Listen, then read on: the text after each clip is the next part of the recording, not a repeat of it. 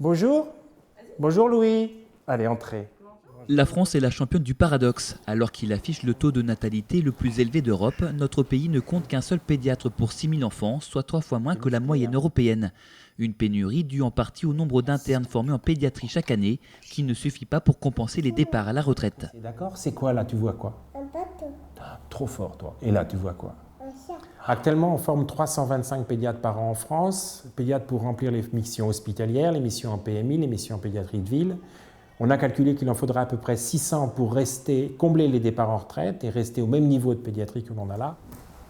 Certaines régions sont devenues de véritables déserts pédiatriques. En rouge sur cette carte, les départements qui ont moins de 10 pédiatres libéraux.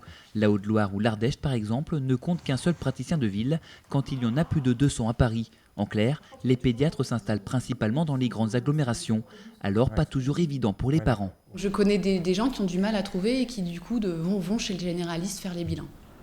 À Amiens, une ville de taille moyenne, la situation n'est pas catastrophique. Avec 8 pédiatres, dont 4 regroupés dans un cabinet, la ville s'en sort bien comparée au reste de la Picardie. Mais la salle d'attente ne désemplit pas. On a beaucoup de patients, on est souvent obligé de refuser des nouveaux patients si on veut pouvoir couvrir les besoins, notamment en termes d'urgence dans la journée. C'est-à-dire que quand nos patients sont malades, présentent un problème aigu, on essaie de les recevoir souvent en fin de journée, en fin de consultation. Aujourd'hui en France, 80% des enfants ne sont pas suivis par un pédiatre, mais plutôt par un médecin généraliste.